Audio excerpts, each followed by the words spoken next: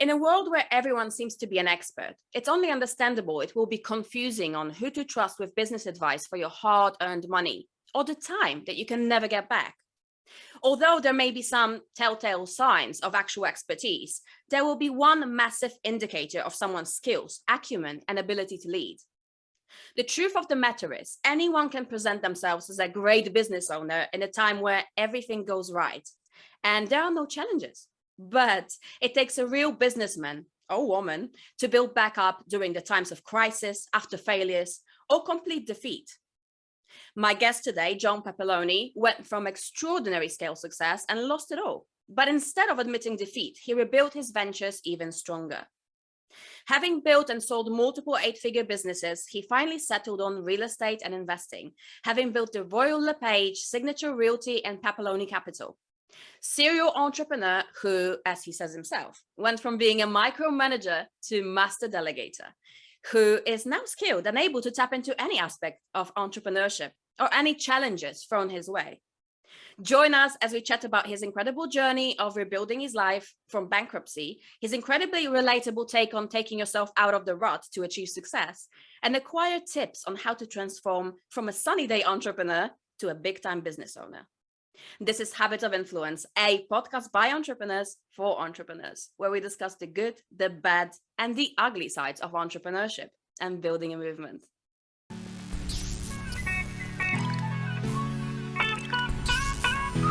Everything that happens is motivation.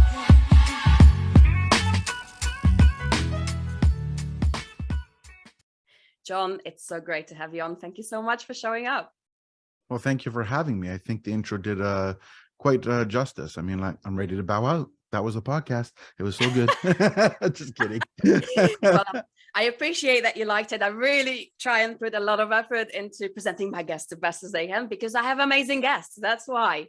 But John, your story is like super dramatic. When I was reading it, I was like, oh, I need to know more. And you went from exceptional success, then lost it all, and then rebuilt it all. It's incredible. How did you do that? Could you please tell me a little bit more on your story?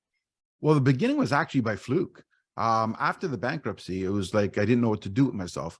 I actually went to work like while I was in bankruptcy, because the way it works here is like you're in 9 months of bankruptcy, which means you can't have any credit. You can't, pretty much put yourself back there. And you got to pay the lawyers for all the bankruptcy, and they don't expect you to have the cash right then and there because you wouldn't be bankrupt if you had cash. So, so what happens is they work out a monthly plan, but then obviously clearly you need a job if you're paying them monthly, because where else would you get the money? So I had a friend of mine who who owned a nightclub, and he gave me a job in his nightclub, and it paid me every week and all that, and I was able to get through it. So somewhere along the line, I just I had a thought, right? And I had an opportunity. Somebody approached me for help, one of my old clients, and I directed to him. And then I thought of something and I had a new idea. And I said, you know what, I have nothing to lose. Let me give it a try. So I went back into the marketing business.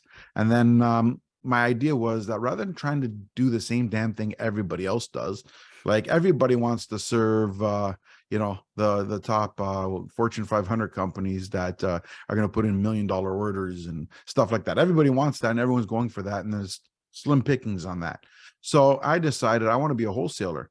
Now, for example, we'll use printing as an example, because that was the main part of my service. Not everybody can afford a press. Now, when you got a press, you're not going to be able to print $1,000 jobs or $500 jobs like you're physically able to, but with that lease for that press is $100,000 a month. It's not really something you care to print. But now someone like me, I got into like a collaborative partnership with one of those printers that he would print I'll print the big sheets like they want, and then get them cut down into like business cards, postcards, whatever. And that's how I thought. I called it a gang run. And I thought about it, and this week, and now I could service other printers who don't want to turn on their press for a stupid business card or a flyer, and I can help graphic designers who can resell the product. And that was my idea. Now I said, how do I get the message out there? Now I used a lot of the magazines I used to look at, and well, they didn't know me from Adam, so they extended credit to me, and I'm like, okay, this is gonna work. So I loaded up all the magazines that gave me. I went on all of them. Now that was scary actually, because 3 months in, I'm negative 60 grand. I owe these guys. They haven't called me for money yet. Oh, And I'm like, and that phone wasn't ringing. I go, oh, what have I done? I mean, I'm still technically not out of bankruptcy and I'm almost bankrupt again. Right? Like, I'm like, holy crap. oh Out no. of nowhere, the phone started ringing. And what ended up happening is by the time I got the first call for payment, I had 30 of the 60 that I needed to pay. Oh, So I was able to pay partial payments to everybody. Like I was like 3 months behind on everything, right? mm-hmm. So I sort of made myself almost current. So they just, I was like, I'll pay you in another week. I'll pay you the rest, or 2 weeks. Oh, okay. So it bought me another 2 weeks, but the phone kept ringing. So I caught up Mm. and then I became ahead. But that was fluke.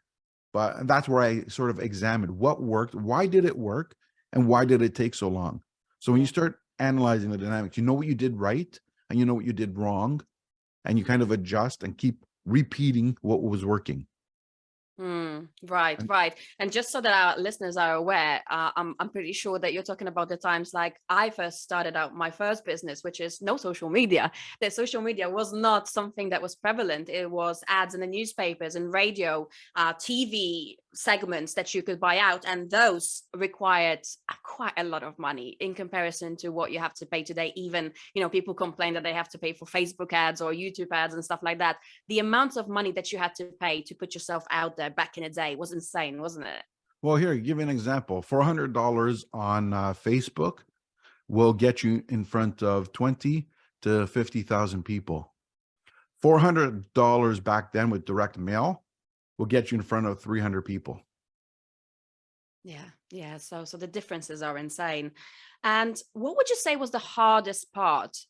I don't know, mentally, physically for you at that particular time where you were just out of bankruptcy and just trying to rebuild everything? What was going through your mind? What would you say was the most challenging for you? Well, before the phone call started coming in and realizing what was working, that was what have I done? Why didn't I just keep the job, find another job? And you know what I mean? It's like felt defeat. Now, when it was Mm, working, I had the opposite thought.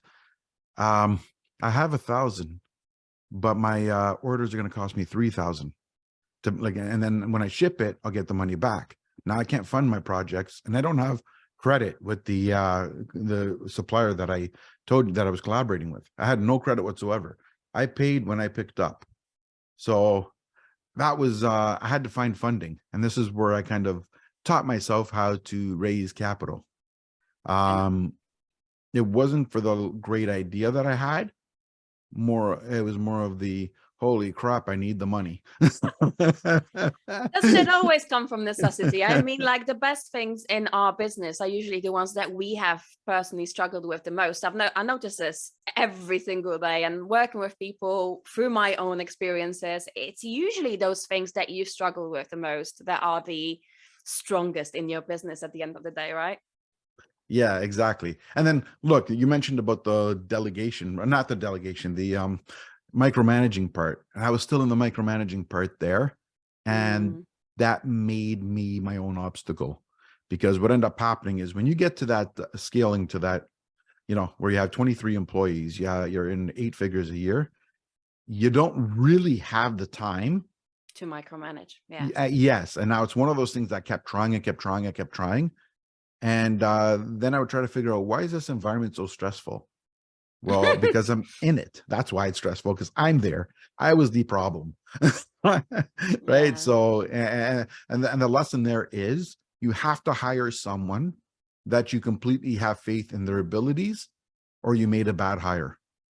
Right, right. Which is not so easy nowadays because to find, responsible, reliable people is not an easy feat, to be quite fair. People are not really inclined to work nowadays. I mean, the work ethics have completely I changed. don't fault the people. This may surprise you, but the problem is their parents. And here's what I mean by that. Look, this is generation, just like real estate is up and down generational. Yeah. This is the same thing. We're going through the cycle. We have reached that top of the cycle where now it's doing this again and going in circles. And here's what I mean. My parents, they came to Canada from Italy. Why? Because they came around the wartime where bombs were dropping, right? So after the war, You got a farm, you have what, 6 or 7 kids there, not enough work and food for everybody. So they came to Canada for a better life. Now, what happens? That mentality, they work hard, they work overtime, they take whatever they have to build a life. And then I'm going to do this and sacrifice now so my kids will never have to struggle like that. Then the kids, the early, like we'll say my brother's generation, well, they get the brunt of the pressure from it because parents are at work. So now they're responsible for the siblings now, and they're feeling choked and they got all the pressure. And what happens? They get their education, they get their job. I'm going to work hard so my kids don't have to do it. So now their kids get a little bit more spoiled because they don't want them to suffer the way they did, and vice versa. Now you get to the point where you got today's generation, or we'll say really it's the generation before today's generation, also known as millennials. What end up happening is they've been coddled so much because of all this. And this is what they've been taught, growing up. Go to school so you don't become a plumber. Go to school so you don't dig ditches. Oh, you don't want to do that, right? And that's my point. So now, oh, I don't have to do this. My mommy told me I'm special. I don't need to do this. True. And then what ends up happening is you go to work, and now your employer is going to be that old school baby boomer who's saying jump and do jumping jacks. The hell with that. My mom said I'm special. I'm not doing that. Screw you. You do it. Right. And I'm like, what? Right. And there's that resistance. Now people call them entitled and call them, lazy. It's not lazy. It's not entitled. They were taught a certain standard of living, but nobody told them that they have to go out there and work to earn that, to get there. They were coddled and protected because they don't want their kids to be spoiled. Right? Or not spoiled, I mean, to be suffering the way they did. Yeah. And again, so now that millennial was that top of that generation, they're getting the negative effects and the blame. Now they're going to get to the next generation that's going to watch all that and say, I'm going to learn from that. And the cycle is being reset. Hopefully, because my son is the next generation, and I'm trying to really instill the responsibility and the independence in him that I believe like teenagers and young adolescents are lacking a little bit right now, which leads me to another question, because I actually slightly disagree. There's a lot of young entrepreneurs right now, which I feel sometimes, we're living in a times where everyone is an expert, which I find a little bit aggravating, to be quite fair. And I think there's a sort of an entitlement in it. And a lot of the time, the expertise, the authority, the skills and experience is being overlooked. And especially if we're talking about online marketing, business, and I wanted to know your take on it. What do you think about this sudden influx of experts, and what do you think are the biggest challenges in this world right now?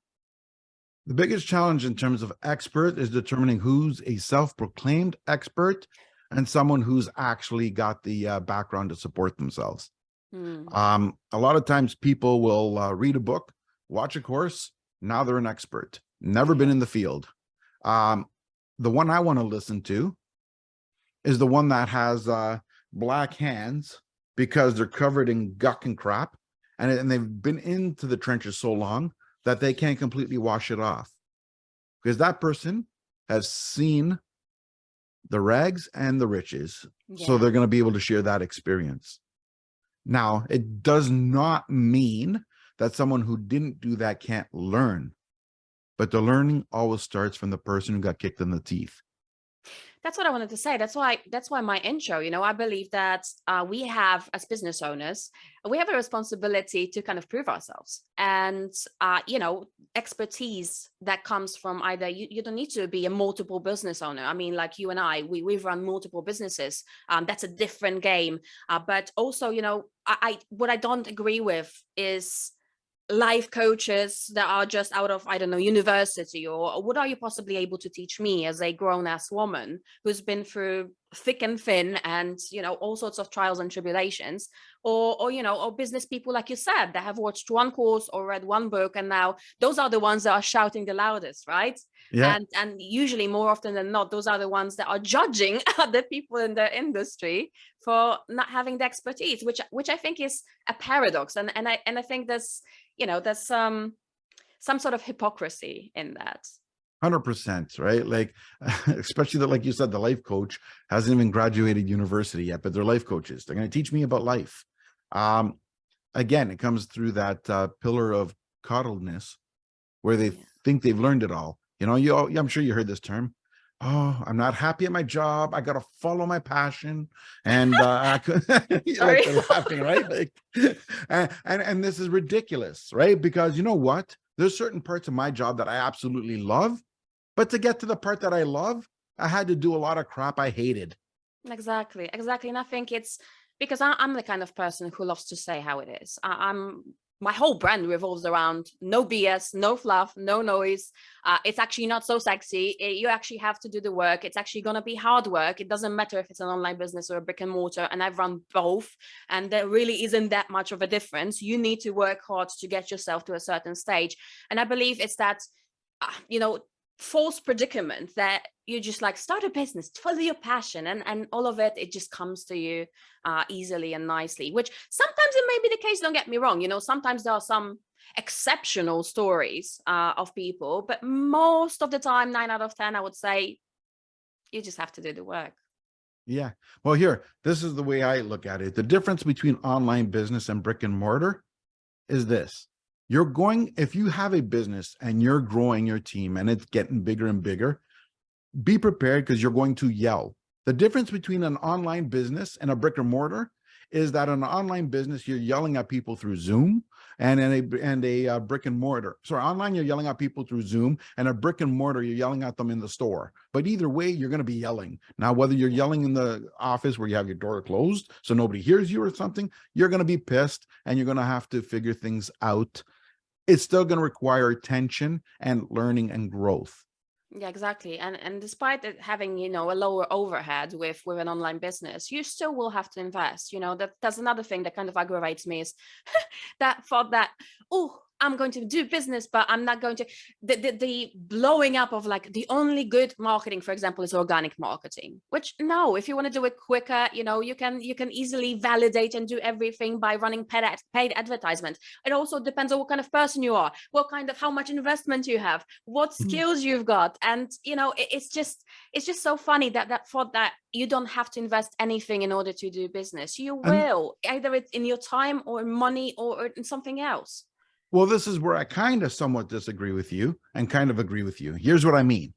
I don't think it's cheaper to do it online as it is in the story. Here's what I mean by that. Because yes, you're not spending money on rent. You're not spending money on signs, but you're also not getting the exposure of the sign. You're not getting exposure of the location when people drive by and walk True. by and Walk-ins, say, yeah. you're losing that. So even where you're saving on one end, you lost the opportunity on that end because of that. And a store can open the door and get customers just because they're seen. It doesn't mean they'll get enough to pay their bills, but they'll get customers. And when you're online, just flicking the switch and saying, hi, I'm on Facebook, that's not going to get you customers. So you're going to have to spend money. So what you saved on rent, you're spending on ads. And when somebody tells, like, true story, someone turns around and says, yes, I'm starting a business, I'm starting a coaching business, and I'm going to promote myself, I'm going to do it all organically. And my answer to that person was, that is great, that is fine and dandy, good for you for giving it a try. What's going to be your next career? And the person just looked at me, right? Like, I love that. because it's the truth, right? If you're going to jump ship the minute you have to spend a penny, Yeah. then save the penny, put it in an investment fund, at least it'll earn interest, pretend you did what you were going to do, and then just go get your job. Yeah. I mean, don't get me wrong. If you don't know what you're doing with paid advertisement, I would rather advise people not to do it. But I would still advise them to hire someone who does, who plays at something that they don't know. Because it just makes it so much quicker, and you can pivot much easier having all the data, all the information. Whereas, I see people struggling for years and not really getting much out of it. They get because burnt out, depressed, and all of those things. That there's no point in that. they think they're saving money, Yeah, but but they're the greatest asset losing. is our time, isn't it? Well, that's one thing. And the second thing is, when you're 4 years in of not spending, you've had 4 years of expenses of not collecting. Now you're going to try, True. Oh yeah. this is the art of delegation. The way it is, this is my theory. Two things you got to learn here. One is you got to look at what does the average person in your industry get paid. Now, pretend that's $50 an hour, right? Just for argument's sake. Now, when you have a task that you have to get done, now you have to ask yourself, if I do it, my average industry gets paid $50 an hour. So how much would it cost me to delegate that? If the answer is $65, well, then go get your broom, go get your mop, go get your computer, whatever it is you need to do the job, and go do it yourself. If the answer is $20, then stop trying to save that $20 and losing the $50 of income. Yeah.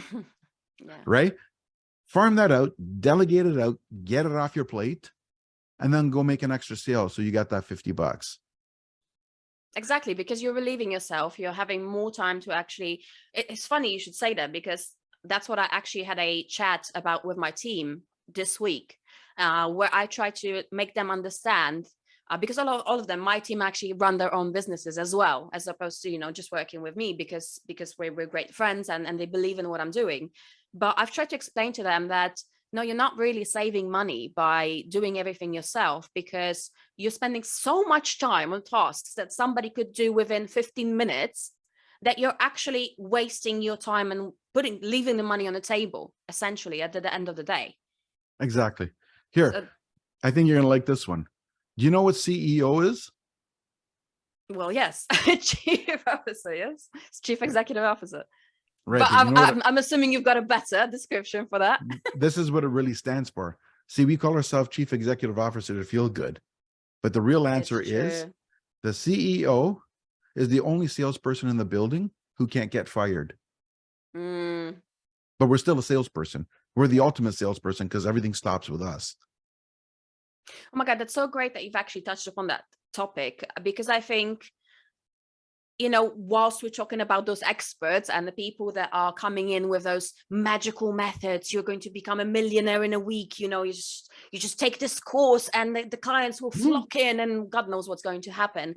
They're usually people who have a very narrow knowledge about a specific topic because they found that little thing that worked for them. And now they're presenting it as a be all do all kind of thing, right? Whereas business is all about personalization. It's all about, like I said, the skills, the status that you're in, what you're aiming for, what type of business you run, what are your strong sides, what are your weak sides, and all sorts of other things. And you have to have this extensive general knowledge about marketing, about sales, about branding, about so many things, finances.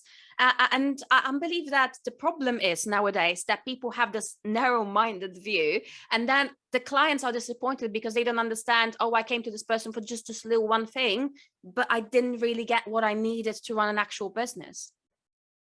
Yeah. Well, we're in the opinion age, right?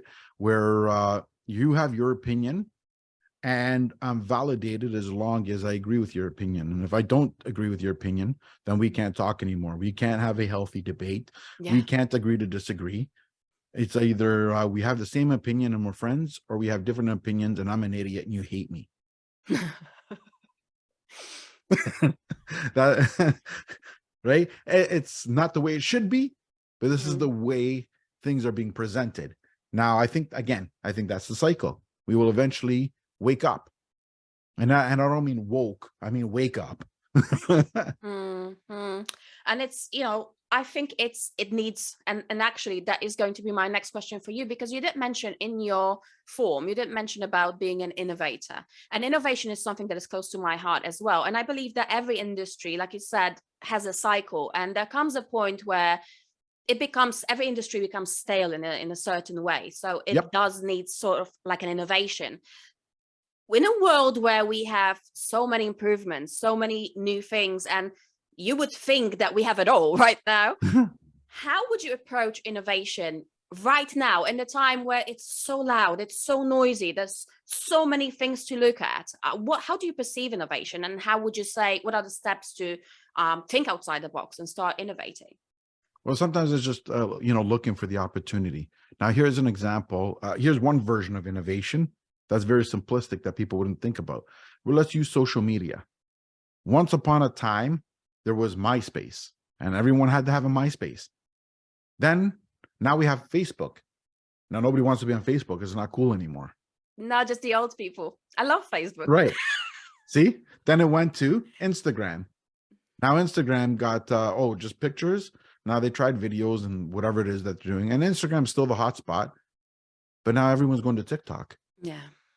Then there's going to be another thing they call Clapper or something. So there's always something changed. Now, where the innovation comes, we'll take real estate as an example.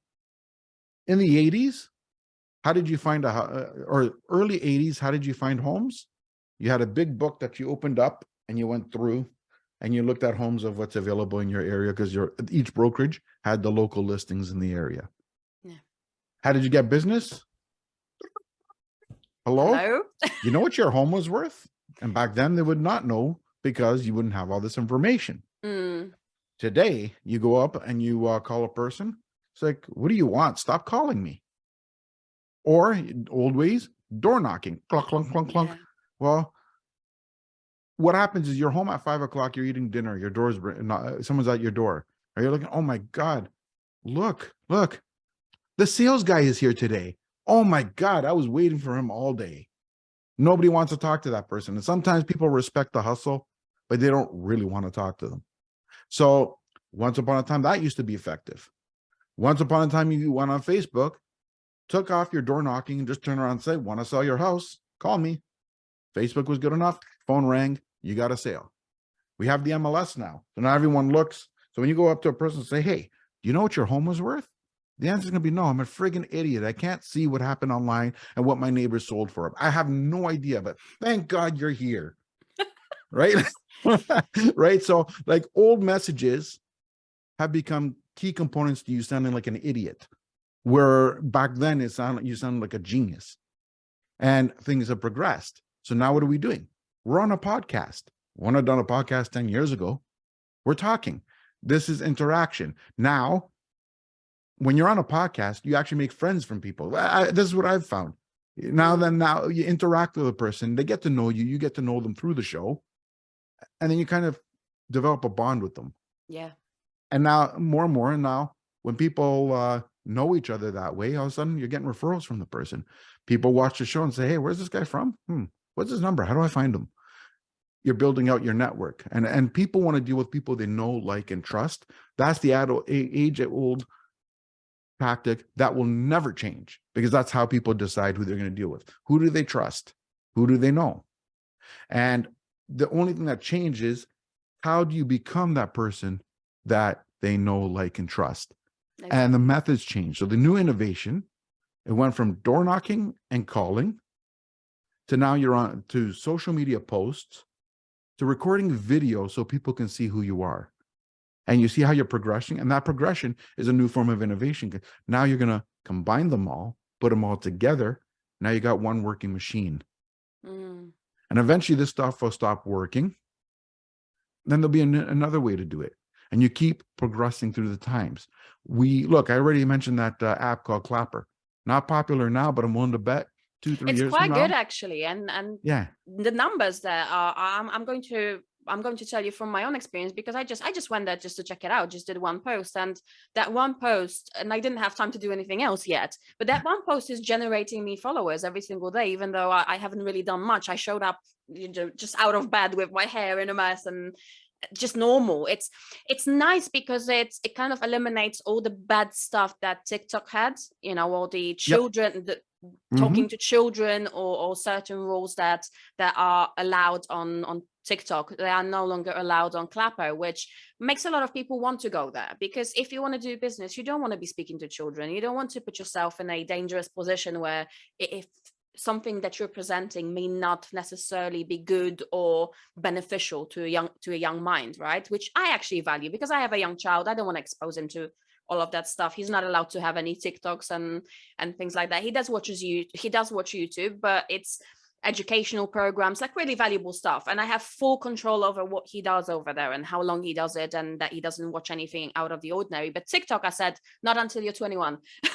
Yeah, Because it's just such a bad place to be. There's so many different things, and if you dig into it, it's like a dark hole.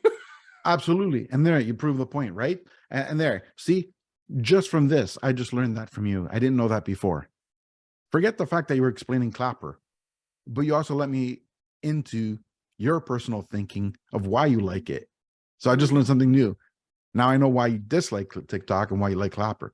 And I know the Yeah. reason behind that. Now that same mind thinking is going to be transparent across other platforms or other opportunities as well. Because we know obviously right now your son is your priority and you're worried about what he's exposed to. Yeah. See, like that's, and this is my point. This is general growth. Now, another way to be innovative is to find a way to do the same thing in a different light, in a different manner, even using something somebody else has done. I'll give you an example. The printing industry and the promotional items industry has been a dying market because there was 100,000 people in a corner trying to all get the same business, and it has scaled down. And there's I print hear- on demand right now as well, isn't it? Well, there you go, right? Now, here's my innovative idea that nobody's done. Now, I'm not sure where you are. Do you have a Costco? No, we don't in the UK, no. Okay, but you know what it is, right? I do know what it is, yes. Right. So the whole idea is that it's membership based, and they make their money on the membership, but not necessarily on the products, or very little on the products. So here's my idea that I gave to someone that they didn't use, but it was an idea, and I actually thought of using it myself once. Why not take the Costco concept and apply it to the marketing trades? And here's what I mean. Everything is so cheap. Business cards are cheap. Printing is cheap. Promotional items, everything is just scaled to the bottom. So rather than racing to the bottom where everyone's fighting for nickels at this point, go straight to the bottom. If a business card costs you $9 to print, charge $9. And you're going, how do you make money?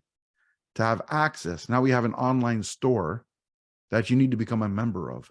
No. That Yeah. membership could be as much as $9 a month. I think recurring revenue in general right now in memberships, this is the name of the game, isn't it? This is going to be the future, Exactly. which, yeah, But everybody. this is my point though. Did you notice how I took something, I took away all profits, I did something that was old and stale, and I rejuvenated it Yeah. by changing where the revenue comes from? Because especially in those times right now, right, it's all more about the consistency and the security rather than the huge numbers. And it's funny enough, it generates bigger revenue than those high ticket items that everybody's banging on about and everybody's trying to chase people around for. I mean, there's nothing wrong in high priced services, because it depends on you should have different tiers of what you offer. But at the same time, I think this is a great business model, just to do that membership, just to make sure that, hey, I've got money coming in, there's cash flow, I can do this with that, I can do that with that, there's opportunities that open up within the recurring revenue system that you don't have if you can continuously come from that chasing perspective, right? Yeah. And again, now here's the other point, right? Just say you paid $40 for your business stationery or whatever. But by being a member with me, you're getting that for $15. You're going to be a member, right? Yeah. Now, it doesn't mean you order every year, but you're not, like, you might not order all the time, but you're not going to give it up, because for $9, you're going to lose that access. And I'm going to tell you more. I have an HP printer. It's like a Yeah. scanner and a printer, and they have this membership that I pay monthly.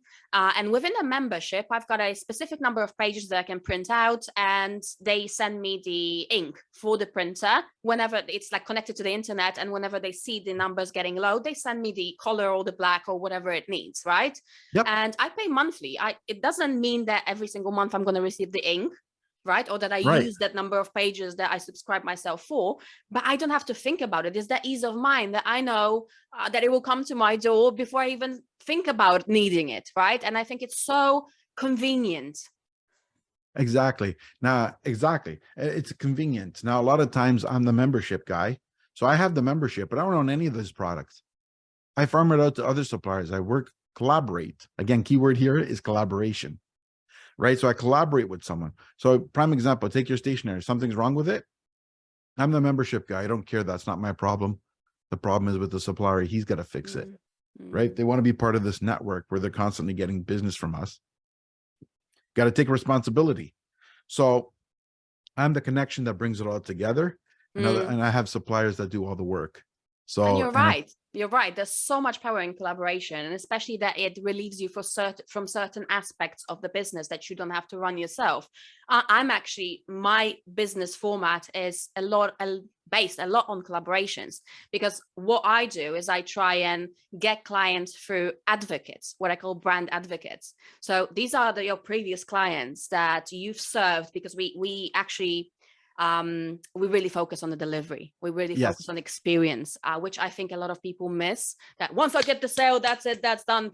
There's your course and stuff like that. We focus a lot on the delivery, on the experience that people have going through, and make sure that they get results. So at the end of the day, those brand advocates are the people who are super happy because they got the results.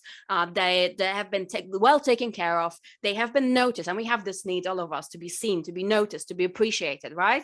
So 100%. that they go and they kind of create a free source of traffic by spreading your message willingly. So I don't mean like reviews and testimonials and all that, fake crap that you can acquire anywhere and you can pay somebody on Fiverr to do as well, but actual people that go out there and say, like you said, recommendations like, hey, do you know what?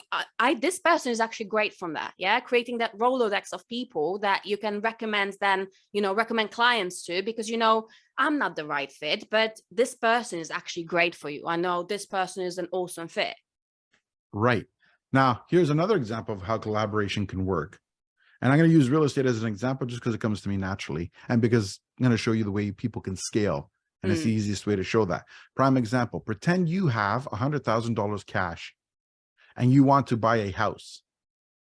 Just say that house is 500,000. So you got your 20% there, but now you got a massive mortgage. How many homes can you buy with that ratio before you run out of money?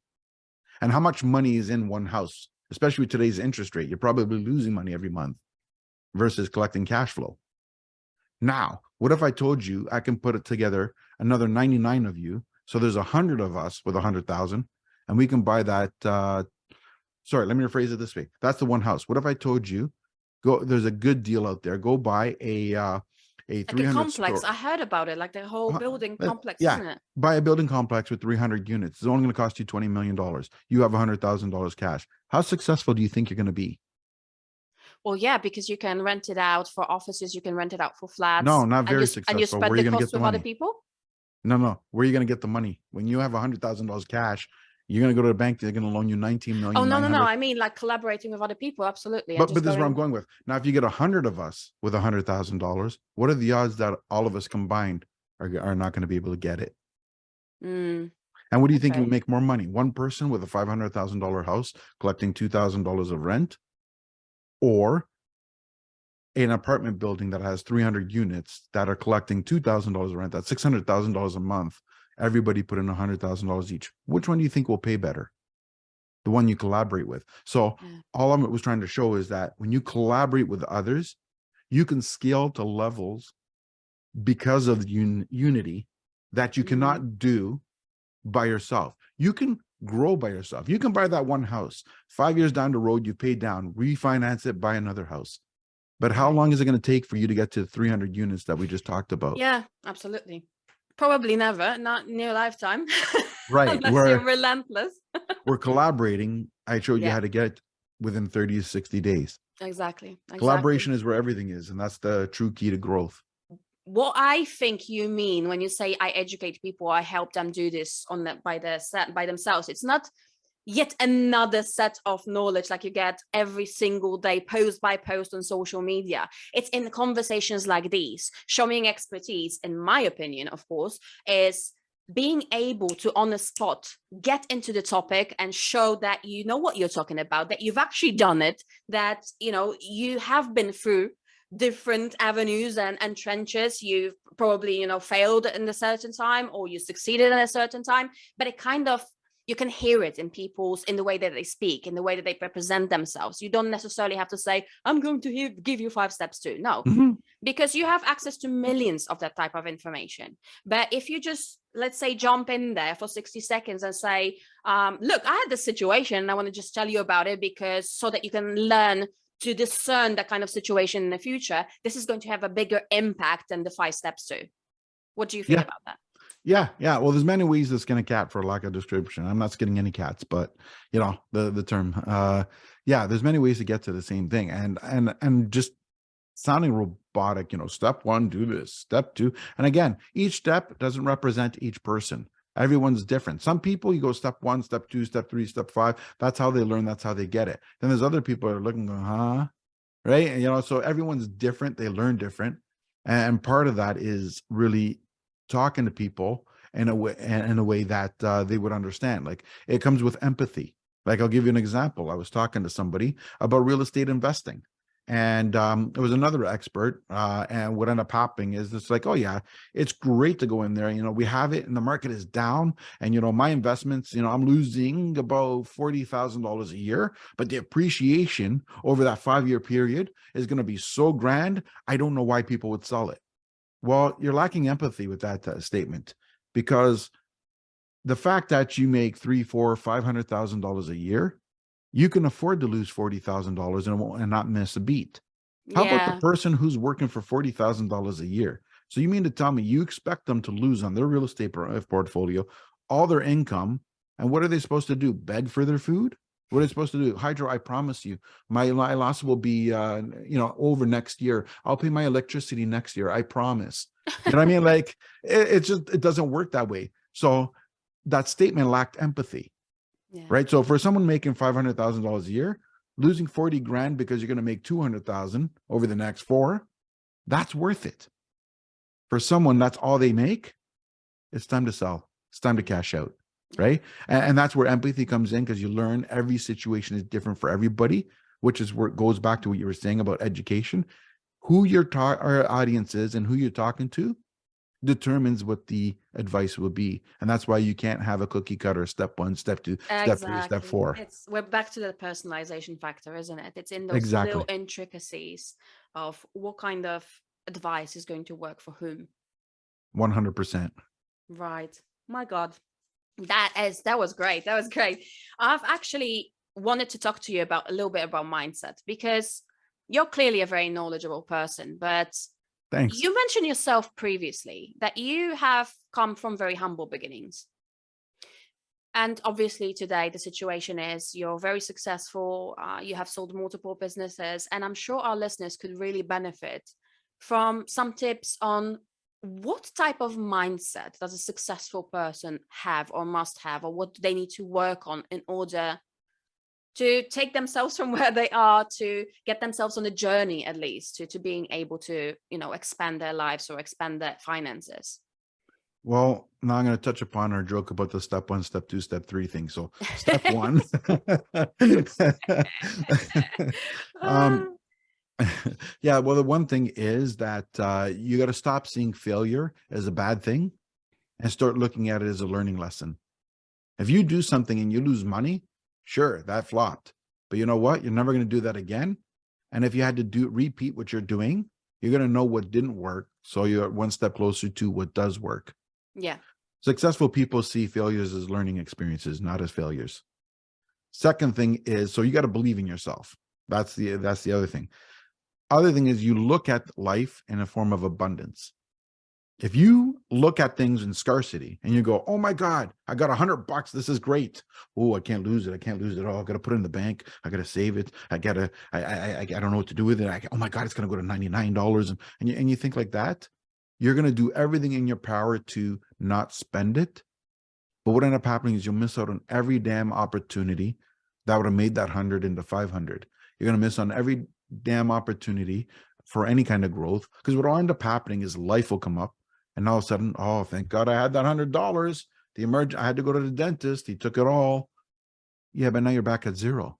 If you had learned to grow and you see things for what it is, You know, look, United States is in trouble. Canada is in trouble. We're all in trouble. All countries are all in debt. Every If single everyone one. went through the scarcity mindset, the presidents and prime ministers will be jumping off the cliff, killing themselves because the world has ended. You don't see them doing that. They're changing, they're reforming. Why? Because they're adapting to today's situation. It's not end all and be all.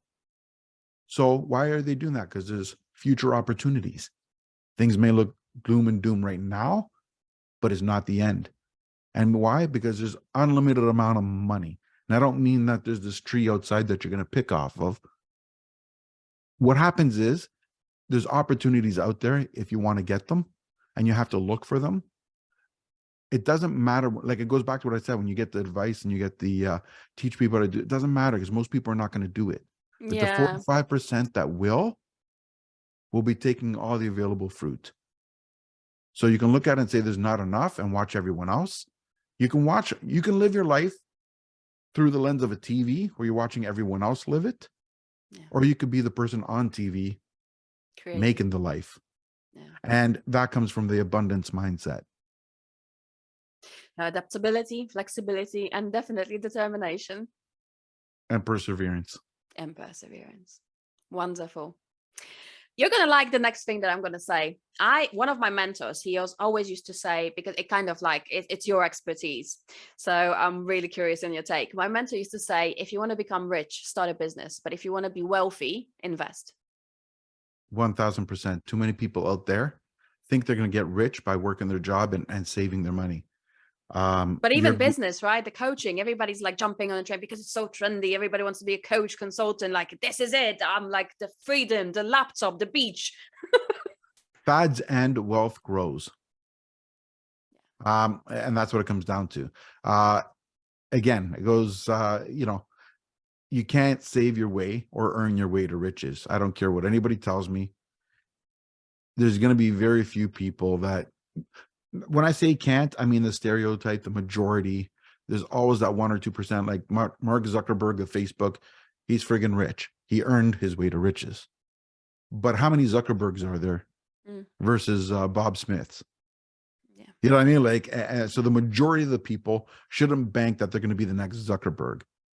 What you can do is prepare and make yourself wealthy.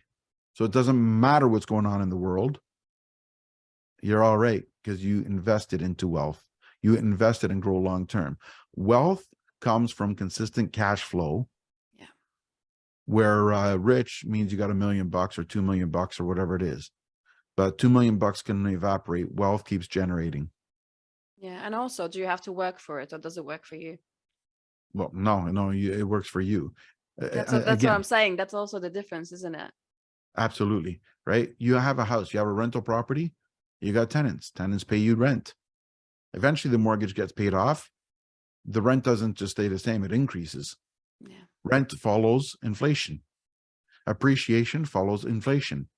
$2 million in the bank 20 years ago is equivalent to $20 million today. $2 million today is really $2 million. And about 10 to 15 years, that $2 million will be worth one.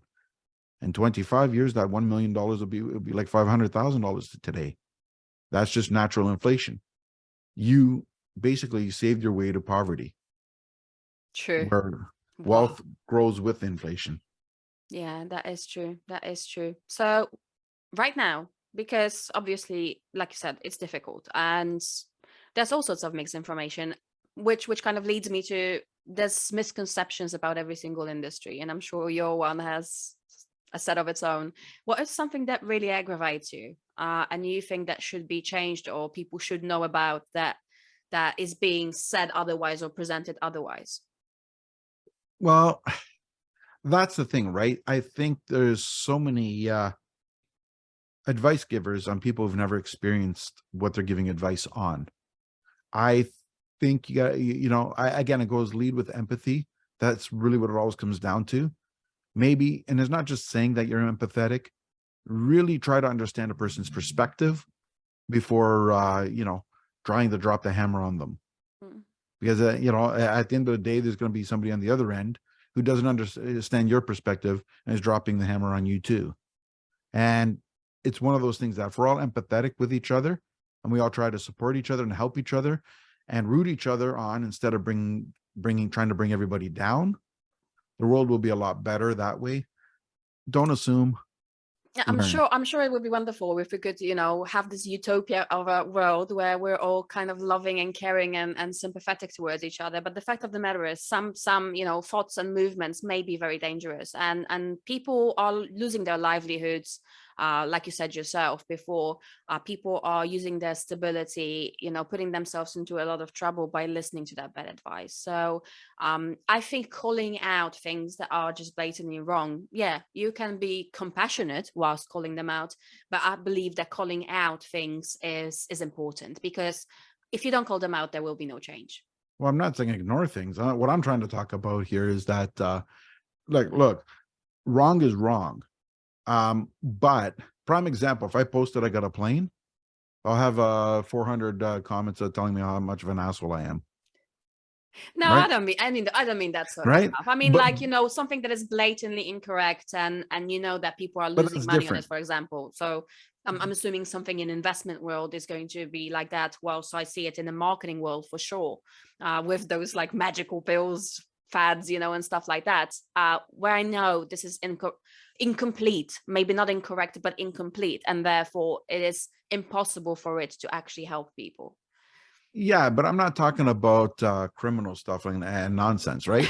Like, let's be honest. I mean, if you're trying to rob a person, you know, you don't go to them and think, "Attaboy, I'm sorry, you only got 20 million today from stealing from people. Maybe Uh, next time you'll do 30, or maybe you'll grow a conscience now that you have the cash and you already stole it from you. You don't have to do it again. I forgive you." And that's not what I'm talking about, right? yeah, I'm talking about flat out, like, people get judgmental and get angry, and it's usually a representation of themselves. What mm, ends up happening is when you get a negative comment and you get smug remarks, it's never about you.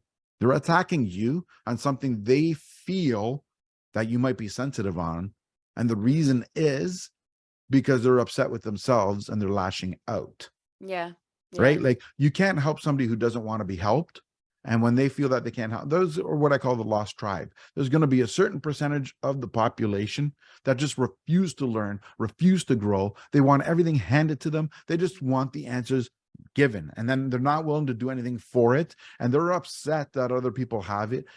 You're not going to change those people. You're not going to change anybody for that matter. No. But they've embedded that mindset in their head, and there's nothing you can do. They're going to just decide that I make too much money, or they can do my job better, or whatever. And I'm saying, not that I want to be cruel about it, but you got to leave those people in the dust and not worry about it. And not because I'm saying, helping people is bad. That's not what I mean. It's just that you can't change those perspectives. The more you try, the more you're feeding them, because they think they're getting to you. And if they think they're getting to you, the more they're going to attack. So it's just better off to move on. Go help the people that want the help. Let's elevate each other. The ones that want to be part of the tribe, the ones that you can help. Help those you can help. Don't worry about the ones you can't. Right, right. I think I've got some work still. I'm at the age, I'm still 38. I'm still learning, and kind of I notice myself being emotional about certain things. So I still call out things that I kind of deep down inside that hurt me, and I know that that shouldn't take place. I'm still kind of attempting to change the world. And I remember I've always been like that. I chose a topic of university that was based on the Palestinian conflict, because I thought, like, I'm going to be the person that changes the world. I'm going to go there, and I'm going to resolve the conflict and help it out.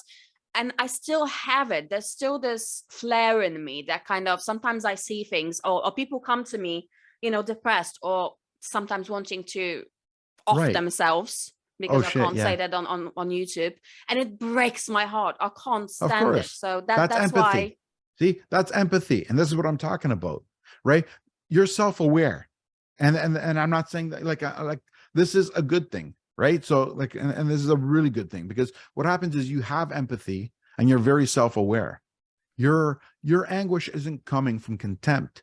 It's coming from empathy and wanting Yeah, to no, help. I wish everybody the best. I just don't like stealing, Right. cheating, and lying. I don't. Right. I just Right. And nobody does. And what I'm yeah. saying is that a lot of the attack doesn't come from empathy. It comes from contempt. Mm, right? You're coming right. from True. empathy. There's a difference. When you're coming from empathy, then you're standing up for what you believe. Right. And that's right. That's a good way to do it because you're standing up for what you believe. It's when it's from contempt that it's a problem. Mm, that's beautifully put. That's actually powerful. Thanks. It's gonna be a short. All right. So the last thing, John, not to keep you any longer. I know you're very busy. I'm really respectful of your time. What to invest in? What to invest in? Yeah. That's easy. Real estate. Still. 100%. Again, real estate is long term. If you're looking to flip something for 3 months, do not invest in real estate. Okay. All these flippers, yeah, you got some on HGTV that are really good at it, but the majority of them are very bad at it, and you lose money and you lose it quick. And it's what happens is you lose money, hundreds of thousands of dollars at a time, and you make it back $5,000 at a time. Mhm. So you don't want to flip because it's too hard. Where take the guarantee. The real estate is high right now in terms of interest rates, and therefore there's been a break in the prices. It's starting to turn here at least, but now's the opportunity. Get in, hold on. If you're looking on a 10-year projection, real estate doubles every 10 years on average. That's a 90-year history, and unless you can change 90 years of history, it's pretty much a safe bet. But you got to be able to be, if you have the ability to lock in money for 10 years, and I'm saying if you're going to lock your money in for 10 years and you're going to be choking every time you need groceries, Mm, you're not ready. right. But if you have the ability to put money aside into a real estate investment and you're still buying your groceries without stressing, that's the investment. If you can't do it right away, right now where you buy your own property, get into a real estate investment fund.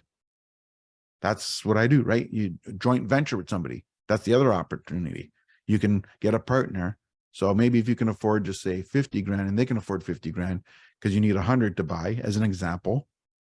Now you're doing two people. Neither of you are stressed because you're not choking because you didn't spend everything you had, but you're both in the market over that long period of time. Yeah. Security first, and then Exactly. investment. Yeah, Very yeah. reasonable. There's no point in having a rental unit if you're living in the ditch. I was actually wondering about that because you hear quite a lot of that online, and in fact, it's been recommended to me many times personally, but I just don't see this as a valuable, or viable option for me, because why would I do that? Why would I jeopardize something that may or may not work at the end of the day? Yeah, I get it. I get it. So again, it's long-term perspective for real estate. It's again, real estate investment trust. They're very, another thing you can do is private equity mortgages. Hmm. You got 100 grand, you lend it out. They're going between 8 and 12% interest per year. You do a 2-year term. And then as long as you know what the escape plan is, because you don't want somebody that borrows the money and they'll figure it out later because they don't have an exit plan. And if they don't have an exit plan, your money could be at risk. But if you know what the exit plan is and the person generally has good credit, you generally know they have a plan. A lot of times the people who are doing that are doing renovations because they need the renovations. And a lot of banks do not like to loan for rentals. So what Okay. ends up happening is they do the rentals, the appreciation in the house goes up, then they refinance in the mortgage because the Yeah. appreciation went up. Then you get your money back through that. Hmm. Interesting. Something to think about. Well, John, that was freaking awesome. Thank you. Guys, and if you loved it, by all means, just give a thumbs up to this episode. You don't want to miss any other episodes, because John is just one of the wonderful guests that we're having in season 2. So give a thumbs up, subscribe, leave a comment for us, because what John has just dropped so many freaking golden nuggets. I am going to have to rewatch it a couple of times and just make my notes as well myself. So absolutely educational. John, where can people find you? How can they connect with you if they want to know more about what you do, your services, and what can you offer? Well, very simple. If you want to find me, I can be found on Instagram at John Papaloni, JOHN PAPALONI. You can DM me there, or you can go to my website at johnpapaloni.com. And yeah, reach me, all my contact information is there as well. And of course, to make it easy for all of you listening to the podcast or watching the podcast on YouTube, all of the links are going to be in the description of the episode. So you can easily reach out to John when you're ready, when you need it, or if you want to know more. And I highly, highly recommend this because, you know, if this episode had so many golden nuggets, I'm only assuming speaking to John is going to be even more fantastic. All right. So John, thank you so very much for coming today. I Thank you really for having me. appreciate your time. Absolute pleasure. Thank you. It pleasures of mine. And thank you so much, guys, for watching this week's episode. As usual, next week, Ian is going to be with you and his next guest. And I am going to see you in 2 weeks. And of course, again, remember to drop a comment, drop a like. If you have a question for John, leave a question as well. I'm sure he will have a look under the episode once it releases. So thank you so much for being with us. And this is me saying goodbye for this week and see you soon.